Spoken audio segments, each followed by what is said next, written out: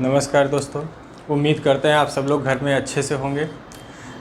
Corona से बच के रहिएगा क्योंकि आप स्पीड बढ़ रही है और पढ़ते रहिएगा आराम से, है ना। हम आपको लगातार वीडियो प्रोवाइड करा रहे हैं, एक के बाद एक क्रम से वीडियो बन रहे हैं हर सब्जेक्ट के। जो सब्जेक्ट नहीं मिल पा रहा है उनका भी हम जल्द ही व्यवस्था करेंगे आप लोगों के लिए। और हम लोग औसत पढ़ रहे थे और आज हम कोशिश करेंगे कि औसत के चैप्टर को समाप्त किया जाए। ये शायद आखिरी वीडियो होगा।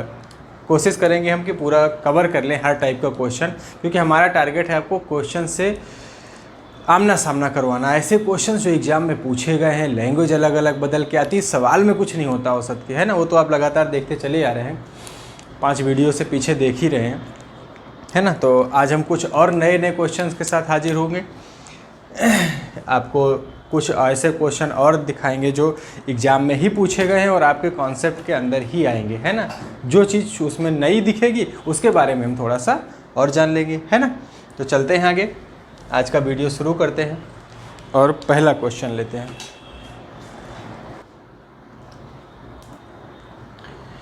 क्वेश्चन है कि एक क्रिकेट खिलाड़ी 10 टेस्ट खेलने के बाद, मतलब 10 मैच खेलने के बाद एक मैच और खेला, 11वें टेस्ट में 100 रन बनाता है। तो सिर्फ 11वें मैच की बात बता रहा है वो कि 11वां मैच जो खेला है उसमें कितने रन बनाए, उसने 100 रन बनाए। इसके परिणाम स्वरूप उसके रनों का औसत 5 बढ़ जाता है।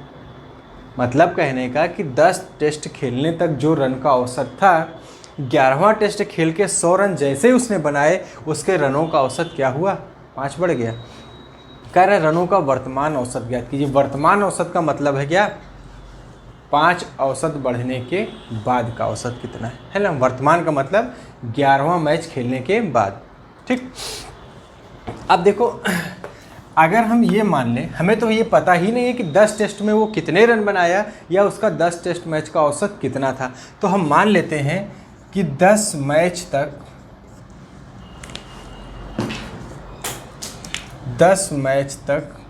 औसत कितना था, x था, ठीक। इसका मतलब हम 10 मैच तक का अब रनों का टोटल बता सकते हैं, है ना। तो 10 मैच तक के रन कितने होंगे, 10x, है ना। औसत और संख्या का गुणा कर दे तो टोटल मिल जाएगा, है ना। औसत x था और 10 टेस्ट मैच के रन 10x हो जाएंगे। कह रहे 11वें टेस्ट में वो 100 रन और बनाता है, जिससे उसके रनों का औसत क्या हो जाता है, एक नया औसत दे रहा है। वो कितना, मतलब 12 मैच का। अगर हम सही पूछे तो 10 मैच वो खेला था, एक मैच और खेला, तो 11 मैच का वो हमें औसत बता रहा है, का औसत बता रहा है कितना, 5 औसत बढ़ गया है। पहले x था, अब x + 5 हो गया और 11 से मल्टीप्लाई करा दें, क्योंकि अच्छा सिर्फ औसत लिख रहे थे अभी, तो नया औसत x + 5 हो गया। अब अगर हम आपसे कहें कि 10 मैच का औसत x था, 10 मैच के रनों का मान 10x हो गया, 11 मैच का औसत x + 5 है, क्योंकि 11वें मैच के बाद औसत 5 बढ़ गया है ना। तो 11 मैच के, ये 10 मैच के रन हैं, 10 + x, इसमें यदि हम 100 रन जोड़ दें तो ये 11 मैचों के रन हो जाएंगे टोटल। और 11 मैच का औसत हमें कितना पता है, x + 5, और ये औसत कितने मैच का है, 11। तो 11 मैच के औसत में 11 से गुणा करा दिए तो 11 मैच का टोटल रन मिल गया। और ये 10 मैचों के रन थे, इसमें 11वें पारी के रन जोड़ दिए तो ये भी 11 मैचों का रन हो गया। तो ये टोटल बराबर होना चाहिए, बस इसी को सॉल्व कर देते हैं। तो आ जाएगा 10x + 100, 11x + 55। 10x इधर ले जाएंगे तो माइनस होकर x बचेगा, 55 इधर ले आएंगे तो बचेगा कितना, 45। इसका मतलब 10वें मैच तक उसका औसत कितना था, x, और x का मान कितना आ गया, 45। तो वर्तमान औसत पूछ रहा है वो हमसे। वर्तमान औसत कितना होगा, तो वर्तमान में 11वां मैच खेलने के बाद औसत कितना बढ़ गया था, 5। तो 5 बढ़ा देंगे औसत और हमारा आंसर क्या आ जाएगा, 50, है ना। तो वर्तमान में रनों का औसत कितना है उसके, 50 है। कर लेंगे। हमने 10 मैच के औसत नहीं पता था तो यक्स माना, 10 से गुणा कराए तो 10 पारी का रन मिल गया। फिर 11वें मैच का औसत बता रहा है कि पहले से 5 बढ़ जाता है तो x+5 हो जाएगा। अगर औसत में 11 से गुणा करा दे तो 11 पारी का रन मिल जाएगा, और 10 पारी के रन ये हैं, और 11वीं पारी के 100 रन अगर इसमें जोड़ दें तो ये भी 11 पारी के रन होंगे। तो दोनों को हमने क्या किया, बराबर कर दिया। दोनों को बराबर करके x का मान निकाला तो हमें मिल गया कि 10 मैच तक रनों का औसत कितना था, और उसने हमसे पूछा था कि वर्तमान का रनों का वर्तमान औसत कितना है। तो वर्तमान में 5 बढ़ा हुआ है पहले से, तो हमने 5 बढ़ा दिया, तो 45 + 5 कितना आ गया, 50 कर लेंगे। अब देखो इसी को हम आपको जो पीछे हमने कॉन्सेप्ट पढ़ाए थे आपको कि किसी व्यक्ति के आने से यदि ग्रुप का औसत पे क्या असर पड़ता है। कोई व्यक्ति यदि ग्रुप के अंदर आता है, ये एक तरह से ग्रुप ही तो था, 10 मैचों का ये ग्रुप था जिसमें एक मैच बाहर से और इंटर कर रहा है ना। और ऐसा जब वो किया, जब ये 100 रन और अंदर आए उस ग्रुप में, तो औसत क्या हुआ, बढ़ गया। और हमने यही सिखाया था आपको कि जब ग्रुप में कोई शामिल हो और औसत बढ़ जाए, इसका मतलब कन्फर्म है कि जो उसके टोटल मान है, वजन हो, उसका मूल्य हो, रन हो, कुछ भी हो, है ना, चाहे उसकी आयु हो, इसका मतलब कन्फर्म है कि जो भी चीज़ इंटर कर रही है वो औसत से ज़्यादा थी। इसका मतलब जो ये 100 रन आए थे पारी के अंदर, ये औसत से ज़्यादा थे। कितने ज़्यादा थे, जब ये आया अंदर तो 11 मैच थे टोटल, और 11 मैचों का औसत कितना बढ़ाया था इसने, 5। मतलब टोटल में कितने की वृद्धि कर दी थी इसने, 55 की। 100 रन अंदर आए थे और ये 55 की वृद्धि कर रहे थे। इसका मतलब ये वास्तव में औसत पहले कितना था, 45 था। यही चीज़ हम आपको पीछे पूरा कॉन्सेप्ट आपको पढ़ा चुके हैं कि 11 पारी के रनों में 5 की वृद्धि कर रहा है। इसका मतलब टोटल कितना बढ़ा दे रहा है, 55। मेन औसत होता है, औसत से 55 रन ये ज़्यादा लेकर आया था। कौन, 11वीं पारी वाला। जो 100 रन ये हैं, ये औसत से 55 रन ज़्यादा लेकर आए थे। तो हमने 55 100 में घटा दिया तो हमें पता चल गया कि उसका औसत कितना था, 45। तो 10 पारी तक का औसत 45 है ना। और वर्तमान का पूछ रहा है तो 5 जोड़ देंगे, हमें कितना मिल जाएगा, 50। अगर आपका कॉन्सेप्ट क्लियर है तो सवाल इससे ज़्यादा नहीं लगने वाला है ना। तो उम्मीद कर रहे हैं कि चीज़ आप समझ गए होंगे। एक क्वेश्चन और लेते हैं इसी तरह का, ठीक। अगला क्वेश्चन है कि किसी बल्लेबाज ने 12वीं पारी में 63 रन बनाए, जिससे उसके रनों के औसत में 2 रन की वृद्धि हो गई। तो 12वीं पारी के बाद उसके रनों का औसत कितना है। तो हम फिर से वही काम करेंगे, है ना, कि 12वीं पारी में 63 रन बनाए थे, जिससे उसके रनों के औसत में 2 की वृद्धि हुई थी। तो 11 पारी के बारे में हमें कुछ नहीं पता, है ना। तो मान लेते हैं कि 11 पारी का औसत, 11 पारी का जो औसत था वो कितना था, यक्स। तो 11 पारी के रन कितने हो जाएंगे, 11 यक्स, है ना। 11 पारी के रन 11 यक्स थे, और उसने 12वीं पारी में कितने रन बनाए, 63 रन। तो ये पूरे 12 पारी के रन हो गए, है ना। और नया औसत हमें बता रहा है वो कि 12 पारी के औसत 2 रन की वृद्धि हुई है। इसका मतलब पहले औसत यक्स था, तो अब कितना है, x+2।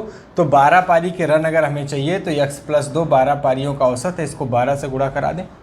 फिर वही शर्त है, ये 11 पारी के रन है, अगर 11 पारी का औसत यक्स है तो रन हो गई 11 यक्स। 12वीं पारी में 63 रन बनाए, तो ये पूरे के रन 12 पारी के हैं। और 12 पारी का औसत वो बता रहा है कि पहले से औसत 2 बढ़ जाता है, मतलब x+2 हो जाता है। तो औसत में 12 से गुणा करा देंगे तो 12 पारी के टोटल रन मिल जाएंगे। सॉल्व कर देते हैं इसको। 11x + 63 बराबर 12x + 24। 11x इधर जाएगा तो x बचेगा, 24 इधर आके घट जाएगा, तो 9, 5 में से 2 जाएगी 3। इसका मतलब है कि 11 पारी का औसत उसका कितना था, 39। उसने पूछा है रनों का 12वीं पारी के बाद रनों का औसत। तो 12वीं पारी में 63 रन बनाने के बाद उसके औसत में क्या हुआ था, 2 रन की वृद्धि हो गई थी। तो 12वीं पारी के बाद जो औसत होगा वो 39 में कितना बढ़ जाएगा, 41। कौन सा ऑप्शन सही है हमारा, कर लेंगे। कुछ करना नहीं है, बस 11 पारी का औसत माने, 11 पारी के रन मिले, 12वीं पारी के रन जोड़ दिए तो टोटल 12 पारी के रन हो गए। 12 पारी का औसत पता है तो 12 पारी के टोटल रनों को एक तरीके से और निकाला जा सकता है कि औसत में 12 से गुणा करा दें। जब ये भी 12 पारी के रन है, ये भी 12 पारी के रन है, तो दोनों बराबर कर देते हैं। यक्स का मान मिल गया, इसका मतलब 11वीं पारी तक का औसत मिल गया। अगर वो पूछता कि 11वीं पारी तक औसत कितना था तो उत्तर हमारा 39 होता है। उसने कहा कि 12वीं पारी के बाद, तो 12वीं पारी खेलने के बाद औसत 2 बढ़ गया था तो हमने 2 जोड़ दिया, 41 हो गया। ठीक, या एकदम 60 में हम करना चाहते, तो फिर से सोचो कि जैसे ही वो 63 रन बना करके अंदर आया तो असर क्या पड़ा, 2 रनों की दो औसत में 2 की वृद्धि हो गई। इसका मतलब है कि जो 63 रन वो बनाया था ये उसके औसत से ज़्यादा थे। तो कितना ज़्यादा थे, ये जो 63 रन हैं ये उसके औसत से कितना ज़्यादा थे, यही पता करना है हमें। तो हम देखते हैं कि वो 12 पारी खेला है और औसत 2 बढ़ा है, इसका मतलब कितना बढ़ गया है, 24 ज़्यादा था। 24 इसमें से घटा दो, आपको मिल जाएगा 39 औसत। देखो यही तो यहाँ पर हुआ है, 63 और 24 ही तो आपस में घट रहे थे, है ना।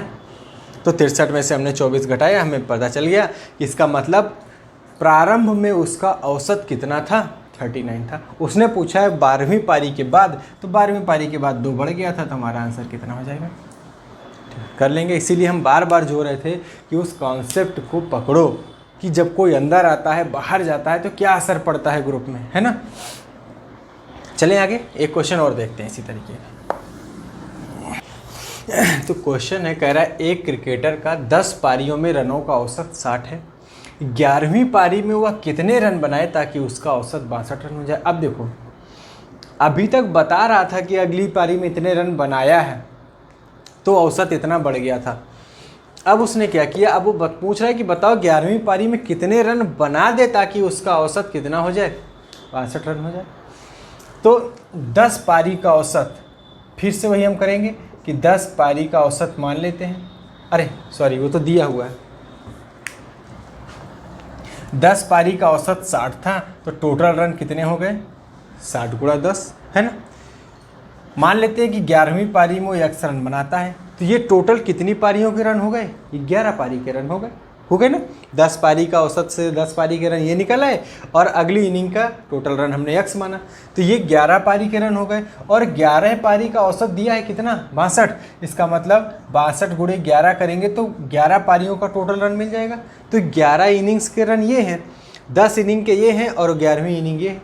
तो ये दोनों मान आपस में क्या होने चाहिए, बराबर होने चाहिए, है ना। तो x का मान निकाल लेंगे, ये आ जाएगा 2, 66, 67, 68 माइनस 600। तो x का मान कितना आ जाएगा, 82। कुछ नहीं है क्वेश्चन में भाई। अगर किसी के 11 पारी का औसत 62 है तो 11 पारी में इतने रन बनाया होगा। अगर 10 पारियों का औसत 60 है तो 10 पारी में इतने रन बनाया होगा। अगर इन दोनों को घटा दे तो पता चल जाएगा कि 11वीं पारी में वो कितने रन बनाए थे। यही कर रहे हैं, है ना। ये 11 पारी के रन है, ये 10 पारी के रन है। इनको ले जाके इसमें घटा देंगे तो पता चल जाएगा कि 11वीं पारी में वो कितने रन बनाया था, है ना। या और छोटा करना चाहो तो एक लाइन पे भी आप इसको लिख सकते हैं अपने कॉन्सेप्ट के हिसाब से कि भाई पहले उसके रनों का औसत 60 था। मेन औसत वही होता है स्टार्टिंग वाला, है ना। जब एक पारी वो और खेला तो उसके रनों का औसत 60 से बढ़कर कितना हो गया, 62। मतलब औसत कितना बढ़ गया, 2 बढ़ गया। कितनी पारियों का बढ़ा, एक 11वीं पारी खेलने के बाद औसत 62 हुआ, मतलब 11 पारी का। तो कितनी की वृद्धि है उसमें, इसका मतलब है कि 11वीं पारी के जो रन थे वो जाहिर सी बात है कि 60 से ज़्यादा रहे होंगे, तभी तो औसत उसका बढ़ गया 11वीं पारी शामिल होने के बाद। तो कितना ज़्यादा था, 11 दूनी 22, 22 इसमें ला करके जोड़ दो। इसका मतलब कितने 11वीं पारी में उसने कितने रन बनाए थे, 82 रन बनाए थे। कर लेंगे, बहुत आसान सी चीज़ है, कुछ ज़्यादा है नहीं उसमें। तो बी ऑप्शन आपका सही हो जाएगा। चलो अब चलते हैं, थोड़ा सा क्वेश्चन चेंज करते हैं, है ना। क्वेश्चन है कि 2 संख्याओं a तथा b का औसत 20 है, b तथा c का औसत 19 है और c तथा a का औसत 21 है, तो a का मान ज्ञात कीजिए, है ना। देखो सवाल कुछ नहीं है, ये सारी चीज़ें आप पढ़ चुके हैं कि अगर a प्लस b का औसत 20 है ना, तो a प्लस b का योग कितना निकलेगा भाई, a प्लस b, 2 संख्याएं थी, 2 से भाग दिए तो औसत निकला कितना आया, 20, है ना। तो अब हम इसको पूरा क्यों इतना लिखेंगे, हम सीधे करते हैं कि ए और बी का औसत अगर 20 है तो दो संख्याएं थी, टोटल कितना आना चाहिए 40। ये भी सब करने की ज़रूरत नहीं, आप डायरेक्ट लिखिए b प्लस सी का योगफल 19 गुणे 2 कितना आएगा 38, और c प्लस a का औसत है हमारा 21, 2 से गुणा करेंगे तो कितना आ जाएगा 42। अगर तीनों को जोड़ दें तो 2 बार a है, 2 बार b है, 2 बार c है, 2 कॉमन कर दें तो आ जाएगा a plus b plus c, और यहाँ से आ जाएगा 120। तो a plus b plus c का मान कितना आ गया 60, 2 से भाग कर देंगे। हमसे पूछा गया है किसका मान, a का मान। इसका मतलब a हमें चाहिए, b और c को हटाना है, और b और c को हटाना है तो हमने ऊपर निकाला है कि b प्लस c का मान कितना है 38, रख दीजिए यहाँ पर। तो a का मान आ जाएगा 60 माइनस 38, तो संख्या कितनी आ जाएगी 22। कर लेंगे, कुछ नहीं है। a प्लस बी का औसत दिया था 20 तो टोटल 40 हो गया, b प्लस सी का औसत दिया था 19 तो टोटल 38 हो गया, c प्लस a का औसत था 21 तो टोटल 42 हो गया। सबको जोड़ दिए तो 2 बार a, 2 bar b, 2 bar c, 2 common किए, 2 से 60 कट गया तो a प्लस बी प्लस सी का मान 60 आ गया। इसमें से हमें a का मान चाहिए था तो हमने b प्लस सी का मान रख दिया 38। अगर हमसे b का मान पूछता तो a प्लस सी का मान हम 42 रख देते, अगर हमसे c का मान पूछता तो a प्लस बी का मान 40 रख देते, चाहे जिसका मान पूछता हम निकाल सकते थे। ठीक है, कर लेंगे। तो हमारा कौन सा ऑप्शन सही था, सी वाला। ठीक, चलते हैं आगे, कुछ और देखते हैं। क्वेश्चन है कि 9 क्रमिक संख्याओं का जो औसत है वो n है, यदि उनमें से अगली 2 संख्याएं भी शामिल कर ली जाएं तो नया औसत कितना होगा। देखो, जब संख्याओं की बात वो नहीं कर रहा, सिर्फ इतना बता रहा है कि क्रमिक संख्याएं हैं, तो दुनिया में कोई भी आप 9 क्रमिक संख्याएं ले लीजिए, इस सवाल के उत्तर में कोई फर्क पड़ने वाला नहीं है। चाहे आप यक्ष मान के लगाएंगे तब भी आपका क्वेश्चन का आंसर वही मिलेगा, चाहे आप कोई संख्या मान के लगाएं तब भी वही मिलेगा। और ज़रूरी नहीं कि संख्या 1 से शुरू करें, आप 10 से शुरू करिए, 18 से शुरू करिए, भी जहाँ से भी आपकी इच्छा हो वहाँ से आप स्टार्ट करिए। बस ये ध्यान रखिएगा कि 9 संख्याएँ हों और लगातार हों। ठीक, अब हम आपको दिखाते हैं मान के कि कैसे निकलेगा। अगर हम मान लें कि 9 संख्याएँ ऐसे हैं, अब हम आपसे कहें कि इसका एवरेज बताओ कितना होगा, इसका औसत n, वो क्वेश्चन में बता रहा है कि इन संख्याओं का औसत n है और 9 संख्याएं हैं तो औसत कौन सा होगा, ठीक बीच वाली संख्या होगी। 9 और 10, 10 का आधा, ये सारी चीज़ें आप पढ़ चुके हैं, है ना। अब अगर हम कहें कि इसमें 2 आगे और संख्याएं, कह रहा है कि यदि उनमें 2 अगली संख्याएं भी शामिल कर ली जाए तो आगे 2 और संख्याएं ले चलते हैं, 2, 3, 4, 5, 6, 7, 8, 9, 10 और 11 को भी सम्मिलित कर देते हैं। अब संख्याएं 11 हो गई तो एवरेज कौन सा होगा, बीच वाली संख्या होगा। वही 5 इधर छोड़ेंगे, 5 इधर छोड़ेंगे, बीच वाली संख्या मिल जाएगी। या फिर 11 और 1 12, 12 का आधा 6। तो अगली 2 संख्याएं सम्मिलित करने से क्या असर पड़ा हमारे औसत पे, 1 की क्या हो गई, वृद्धि हो गई। बस वो यही जानना चाह रहा था कि क्या होगा, तो ऑप्शन हमारा डी सही हो जाएगा कि 1 की वृद्धि होगी। अब देखो, हम आपको और एक तरह से संख्या मान के दिखा देते हैं कि ये मत सोचिएगा कि 1 से ही मानेंगे तभी आएगा। आप कोई भी संख्या मानिए, जहाँ से आपकी इच्छा करे वहाँ से मानिए। देखिए, हम 6 से मान लें, 6, 7, 8, 9, 10, 11, 12, 13, 14, 3 दूना 6, 3 त्रिका 9। ठीक, आपसे हम औसत पूछे इसका कितना होगा तो आप बता देंगे 14, 6, 20, औसत आएगा 10, मतलब बीच वाली संख्या औसत हो गई। अगर 2 संख्याएँ और बढ़ा दें तो 14 के बाद 15, 15 के बाद 16, अब औसत निकालें तो 16 और 6 22 आएगा, और 22 का आधा कितना हो जाएगा 11। या इसमें देख लें तो 5 संख्याएं इधर छोड़ दी, 5 इधर छोड़ दी, बीच वाली संख्या औसत हो जाएगी। तो पहले औसत 10 था, अब कितना हो गया 11, 1 की क्या हुई। तो कोई भी आप क्रमिक संख्या मानिए, इस सवाल में कोई फर्क पड़ने वाला नहीं है ना। बहुत आसान क्वेश्चन है और रिपीटेड क्वेश्चन है सारे एग्जाम के। एक क्वेश्चन और है इसी तरह के, देखिए उसको दिखाते हैं। चलते हैं अगले क्वेश्चन पे। अब देखो, अगला क्वेश्चन है, कह रहा है कि 5 लगातार आने वाली प्राकृतिक संख्याओं का औसत m है। यदि अगली 3 प्राकृत संख्याओं को भी सम्मिलित कर लिया जाए तो इन 8 संख्याओं का औसत m से कितना अधिक हो जाएगा। ठीक, सेम वही चीज़ है।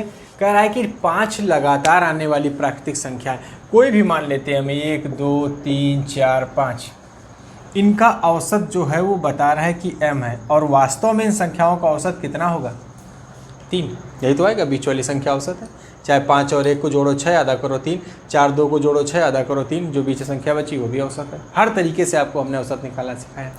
अब कह रहा है कि अगली 3 प्राकृतिक संख्याओं को भी सम्मिलित कर लो। तो 1 2 3 4 5 के साथ किसको, 6 7 और 8 को। अब कितनी संख्याएं हैं, 1 2 3 4 5 6 7 8।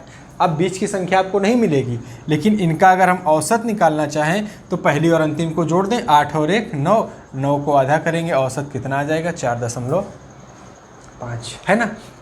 मतलब जो औसत पहले 3 था अब बढ़कर कितना हो गया, 4.5। तो कितने की वृद्धि हो गई, 1.5। बस यही जानना चाह रहा था कि जो औसत पहले m था वो अब कितना ज़्यादा हो जाएगा। तो 3 से बढ़कर एक 4.5 हो गया, तो मतलब कितने की वृद्धि, 1 की। तो कोई भी संख्या आप मान लीजिए, जो आपकी इच्छा करे, आप अपने आप मान के देखिएगा, जहाँ से आपकी इच्छा करे वहाँ से संख्याएं मानिएगा। इस सवाल के उत्तर में कोई फ़र्क पड़ने वाला नहीं है। ठीक है, चलते हैं कुछ और अगले टाइप के क्वेश्चन देखते हैं, दूसरे टाइप। अब देखो क्वेश्चन कह रहा है कि 3 संख्याओं का औसत 154 है। पहली संख्या दूसरी से 2 गुनी है और दूसरी संख्या तीसरी से 2 गुनी है, तो पहली संख्या कितनी होगी। देखो जब भी इस तरह की संख्याएं माननी होती तो आप पहले लिख लिया करो कि 3 संख्याएं हैं। अब देखो इनकी शर्त क्या है कि पहली संख्या दूसरी से 2 गुनी है, मतलब जो पहली संख्या है ये दूसरी वाली से कितनी है, 2 गुनी है। मतलब दूसरी संख्या में 2 का गुणा करा दें तो कौन सी संख्या मिल जाएगी, पहली संख्या। फिर कह रहा है कि दूसरी से 2 गुनी, आगे कह रहा है और दूसरी संख्या, जो दूसरी संख्या है तीसरी से 2 गुनी है। तो तीसरी संख्या से 2 गुनी कौन है, दूसरी संख्या। मतलब तीसरी को 2 से गुणा करा दें तो दूसरी मिल जाएगी। मतलब अगर पहली पता करना हो तो दूसरी पता होनी चाहिए, अगर दूसरी पता करना है तो तीसरी पता होनी चाहिए। तो फाइनली किसका हमें पता होना चाहिए, तीसरी संख्या का। अगर हम तीसरी संख्या को x मान लें तो इसका 2 गुना दूसरी संख्या होगी तो 2x, और इसका 2 गुना पहली संख्या होगी तो 2 दूना 4x। मिल गई तीनों संख्याएं। ये 3 संख्याएं हैं आपकी। देखो पहली दूसरी से 2 गुनी और दूसरी तीसरी से 2 गुनी है, और हमें बताया था कि इन तीनों संख्याओं का औसत कितना है, 154। तो तीनों संख्याओं का योग कितना होगा, 154 गुणा 3, क्योंकि औसत में संख्याओं की संख्या से गुणा कराते हैं तो योग मिल जाता है। और तीनों संख्याएं हमें पता है 1 2 3, तो हम जोड़ सकते हैं कि 4x + 2x + x, इनका योग कितना होना चाहिए, 154 गुणा 3। तो यह आ जाएगा 7x = 154 गुणा 3। 7 से काट देंगे, 7 दूनी 14, 7 दूनी 14, तो x का मान कितना आ गया। अब हमसे पूछा क्या था, आप कोई भी संख्या पूछे, अगर वो तीसरी संख्या पूछेगा तो x का मान 66 आ जाएगा। अगर हमसे दूसरी संख्या पूछेगा तो 2x से x का मान 66 रख देंगे, दूसरी संख्या मिल जाएगी। हमसे उसने पूछा था क्या कि पहली संख्या कितनी है, और पहली संख्या का मान कितना है, 4x। तो 4x का मान हमने निकाला 66। 6 चौको 24, 24 2 26, इसका मतलब पहली संख्या कितनी है, 264। कौन सा ऑप्शन सही है, कर लेंगे। पहली संख्या दूसरी की 2 गुनी थी, दूसरी संख्या तीसरी की 2 गुनी थी। बस ये चीज़ आप लिखना सीख जाएंगे तो फिर आपको गुना वाले सवाल जो रहते हैं ना, पहली संख्या दूसरी से, दूसरी तीसरी, कितना भी घुमाए आप परेशान नहीं होंगे उसमें। ठीक, कर लेंगे। तो हमने तीनों संख्याएं मान ली, और वो पहले से बताया था कि 3 संख्याओं का औसत 154 है, तो 154 गुणा 3 उनका योग हो जाएगा। तो तीनों संख्याओं को जोड़ करके हमने बराबर कर दिया, x का मान निकाल लिए और वापस रख दिए, तो हमको पहली संख्या मिल गई। ठीक, चलते हैं क्वेश्चन इसी तरह का और करते हैं। कह रहा है 3 संख्याओं में से दूसरी संख्या पहली की 2 गुनी है तथा तीसरी संख्या की 3 गुनी है। यदि तीनों संख्याओं का औसत 44 है तो पहली और तीसरी संख्या का अंतर क्या कीजिए। अब फिर से हम वही काम करेंगे। हमारे पास 3 संख्याएं हैं, हम देखेंगे किस तरह बता रहा है। कह रहा है दूसरी संख्या पहली की 2 गुनी है। जो दूसरी संख्या है ये पहली की कितनी है, 2 गुनी। अब सेंटेंस खत्म नहीं हुआ, तथा तीसरी की 3 गुनी है। मतलब दूसरी संख्या पहले की 2 गुनी है तथा तीसरे की 3 गुनी है। मतलब वो दूसरी संख्या के बारे में ही बता रहा है कि जो दूसरी संख्या है वो पहले की 2 गुनी है तथा तीसरी की 3 गुनी है। अब हमें संख्याएं माननी है, कैसे माने हम। ठीक, तो चाहो तो एक तरीका ये है कि 3 और 2 का एलसीएम लेके 6, इस संख्या को 6 मान लो, अपने आप आ जाएगा, है ना।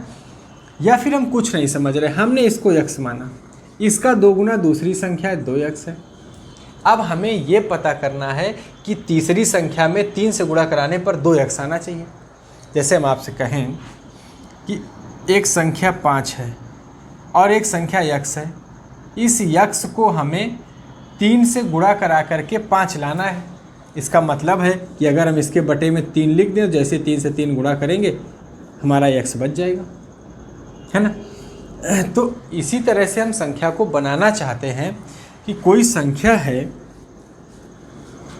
अब हम एक संख्या आपको बता रहे हैं कि ये 2x एक संख्या है, इसको हमें 3 से गुणा करके 2x लाना है। कोई संख्या है जिससे 2x बनाना है, वो संख्या कितनी है हमें नहीं पता, लेकिन शर्त है कि इसको 3 से गुणा करके 2x बनाना है। इसका मतलब ये 3 तो हमें नहीं चाहिए, तो जाहिर सी बात है उस संख्या के बटे में 3 होगा तो 3 से 3 कट जाएगी, वो संख्या बच जाएगी, है ना। तो ये भी सोचिए कि जैसे हम अगर ऐसे लिखते हैं कि 6 में 2 का भाग देते हैं तो 3 आता है, तो हम इसको ऐसे भी तो कर सकते हैं कि 6/2 बराबर 3, तो 3 और 2 का गुणा कर दें तो 6 आ जाए, है ना, वापस। तो हम इसी तरह इसको कर रहे हैं। देखो हमने संख्या माना x, तो दूसरी संख्या हो गई 2x। अब इस संख्या में 3 का गुणा करने से 2x मिलना चाहिए, तो अपने आप 2x को हमने क्या किया, 3 से भाग कर दिया। अब 2x/3 जो संख्या है, आप जैसे ही इसका 3 गुना करेंगे 3 से 3 कट जाएगा, दूसरी संख्या आ जाएगी 2x, है ना। तो हमें कुछ करना नहीं है। जब एक ही संख्या से दोनों का रिलेशन बता देता है तो एक तरफ से अब बना के ले आइए। इसको हमने x माना तो इसका 2 गुना है 2x हो गई। अब इसका 3 गुना ये है तो इसको 3 से भाग दे दो, अपने आप संख्या मिल जाएगी आपको। देखो इसका 3 गुना आप करेंगे तो x मिल जाएगा। अब इसका भिन्न खत्म करना है तो तीनों संख्याओं को किससे गुणा करा दें, 3 से। देखो ये आ जाएगा 3x, ये 6x, ये 2x, अपने आप सारे नियम सही हो गए। देखो दूसरी संख्या पहली की 2 गुनी है और तीसरी की 3 गुनी है। इसका 3 दूना 6, ये 2 3 6। और यही चीज़ हमने अब कहा था कि चाहो तो 3 और 2 का एलसीएम ले लो, कितना आ जाएगा 6। इस संख्या को 6x मान लो, अपने आप ये संख्याएं बन जाएंगी। ठीक, ज़रूरी नहीं कि आप ऐसा करें, आप ऐसे मान लीजिए कि इसको हमने x माना तो ये 2x। अब इस संख्या का 3 गुना 2x होना चाहिए, तो हमने 2x को 3 से भाग दे दिया। जैसे आप इसका 3 गुना करेंगे मिल जाएगी। फिर से वही आते हैं कि 3 संख्याओं का औसत 44 दिया था, तो योग कितना हो जाएगा 3 गुना 44, और इन तीनों संख्याओं का योगफल निकल के आ रहा है 3x + 6x + 2x। तो 6 3 9 2 11x बराबर 3 गुना 44, 4 आ जाएगा, तो x 4 थियाँ 12। हमसे पूछा था कि पहली और तीसरी संख्या का अंतर कितना होगा, तो पहली संख्या है 3x और तीसरी संख्या 2x, इन दोनों के बीच में अंतर कितने का है, x का, और इस x का मान कितना है 12। मान रखने की ज़रूरत नहीं है, आप रखेंगे भी तो 12 3 36, 12 दूना 24, फिर घटाएंगे तो 3x और 2x में कितने का अंतर है, x का, और x का मान कितना है 12। इसका मतलब इन दोनों संख्याओं के बीच में कितने का अंतर है, सी ऑप्शन हमारा सही है। कर लेंगे। तो इनको बनाना थोड़ा सा सीखेंगे आप, 1 2 बार करेंगे तो कर ले जाएंगे इस चीज़ को, ज़्यादा मुश्किल काम नहीं है। चलिए आगे देखते हैं कुछ और क्वेश्चन दूसरा। अब देखो क्वेश्चन है बहुत छोटा सा, कह रहा है x और 1/x का माध्य कैपिटल N है। तो कह रहा है x² + 1/x² का माध्य कितना होगा। हमने पीछे भी बताया था कि माध्य का मतलब औसत ही पूछ रहा है आपसे, है ना। मतलब वो ये बताना चाह रहा है कि दो संख्याएं x और 1/x का अगर आप औसत निकालेंगे तो कैपिटल N निकलेगा। ठीक, तो x² और 1/x² का माध्य कितना होगा। अब देखो इस सवाल में ये क्वेश्चन अलजेब्रा का है, या कहो तो सरलीकरण में भी चला जाएगा। अब देखो क्या करना है हमें, अगर हमसे कहा गया है कि x² और 1/x² का औसत चाहिए, मतलब हमें क्या निकालना है, x² + 1/x², दोनों संख्याओं का योग बटे संख्याओं की संख्या 2, यही हमारा औसत होगा। ये चीज़ हमें निकालनी है, समझ रहे हैं इस चीज़ को। इन संख्याओं का औसत कहने का मतलब है कि इन दोनों संख्याओं का योग करके 2 से भाग दे देंगे, औसत मिल जाएगा हमें। तो अब हमारा टारगेट ये है कि इसका मान कहाँ से मिलेगा, उसके लिए हमें ये दिया गया है। उसने कहा है कि x और 1/x दो संख्याएं हैं और इनका माध्य औसत कितना है n। तो हम लिखते हैं कि x + यक्स प्लस 1/x। अगर इन दोनों का औसत निकाला जाए तो कितनी संख्याएं हैं? 2, तो 2 से भाग दे दें तो इसका औसत वो बता रहा है कितना, कैपिटल एन। तो हमें पता चल गया कि यक्स प्लस 1/x का मान कितना आया, 2n मिल गया हमें। कर लेंगे ये। अब हमें इसकी कितनी घात का मान चाहिए? 2 घात की वैल्यू चाहिए हमें, तो हम इसका वर्ग कर देते हैं। वर्ग करने पर जैसे वर्ग करेंगे तो ये बनेगा x प्लस 1/x का होल स्क्वायर और ये बनेगा 2n का होल स्क्वायर। तो ये आ जाएगा a square plus b square plus 2 into x into 1/x, ये हो जाएगा 4n स्क्वायर। हो गया। x से x कट जाएगा, 2 को उधर पक्षांतर कर देते हैं तो मिल जाएगा x square plus nx 1/x square is equal to 4n square minus 2। इसी की तलाश थी हमें, ठीक ही नहीं? मिल गया हमें मान, और हमें पता है कि जैसे हम इसके मान को 2 से भाग देंगे हमें इन दोनों संख्याओं को क्या मिल जाएगा, औसत मिल जाएगा। तो हमारा आंसर हो जाएगा कि इसका मान मिला हमें 4n स्क्वायर माइनस 2/2। इससे 2 कामन ले लेंगे तो आ जाएगा 2n स्क्वायर माइनस 1। 2 से 2 कट जाएगा तो हमें औसत मिल गया क्या, 2n स्क्वायर माइनस 1। बहुत अच्छा क्वेश्चन था और रिपीटेड क्वेश्चन है 2 बार का, है ना। एक बार फिर से आते हैं। हमसे कहा गया कि x और 1/x, इसको x और 1/x की तरह मत देखो, ये देखो कि ये 2 संख्याएं हैं, है ना। ये 2 संख्याएं x और 1/x, इनका औसत n है। तो हमने निकाला कि x प्लस 1/x का औसत, औसत का मतलब 2 से भाग देंगे, n आया, पक्षांतर करेंगे तो x प्लस 1/x का मान 2n मिल गया हमें। हमसे पूछा गया था कि x स्क्वायर और 1/x स्क्वायर का माध्य कितना होगा, तो ये 2 संख्याएं हैं, इनका औसत निकलेगा संख्याओं का योग बटे संख्याओं की संख्या। हमने 2 से भाग दिया, इसका मतलब हमें इसका मान चाहिए। जैसे हमें x square plus 1/x square का मान मिल जाएगा, हम 2 से भाग दे देंगे, हमको इसका औसत मिल जाएगा। तो ये चीज़ हमें यहाँ से मिलेगी। ये 1 घात का मान है, 2 घात चाहिए तो हमने दोनों तरफ का वर्ग कर दिया। जैसे ही हमने वर्ग किया तो इसका मान आ गया x square plus 1/x square plus 2 is equal to 4n square. पक्षांतर किए तो x square plus 1/x square का मान मिल गया। इस मान को उठा के जैसे हमने यहाँ पे रखा, हमें औसत निकल के मिल गया कितना, 2n स्क्वायर माइनस 1। एक बार आप सवाल लगाएंगे, फिर ये एक लाइन का सवाल है, डायरेक्ट लिख सकते हैं आप इस चीज़ को, है ना। बशर्ते आपको a प्लस बी का होल स्क्वायर आना चाहिए, है ना। जब आप सरलीकरण सीखेंगे और अलजेब्रा का बेसिक पढ़ेंगे, हम आपको इतनी कमांड करवा देंगे इनमें कि आप यहीं से देखकर बता सकते थे कि सवाल का आंसर क्या मिलने वाला है। हम यहाँ से बता सकते थे कि x square plus 1/x square का मान इसका स्क्वायर करके -2 होता है, 2n स्क्वायर माइनस 2 मिलने वाला है, अरे 4n स्क्वायर माइनस 2, इसका वर्ग करके 2 घटा दो, 4n स्क्वायर माइनस 2। और जैसे इसका हमें औसत पूछा था 2 से भाग देते तो 2n स्क्वायर माइनस 1 मिल जाता, सवाल यहीं पे ख़त्म हो जाना था, है ना। तो अभी आप इस चीज़ को पढ़े नहीं हैं, है ना, इसलिए हमने थोड़ा इसको लंबा करके समझाया आपको। जैसे ही आपको सरलीकरण पढ़ा देंगे या फिर अलजेब्रा का बेसिक जब बता देंगे तो आपको फिर ये ऐसा क्वेश्चन लगेगा जिसको आप खोजेंगे एग्जाम में कि मिल जाए तो फिर मुफ्त का नंबर होगा, है ना। एक लाइन भी आपको सॉल्व नहीं करना पड़ता है। चलते हैं, क्वेश्चन इसी तरह का और आया है एग्जाम में, देखते हैं उसको।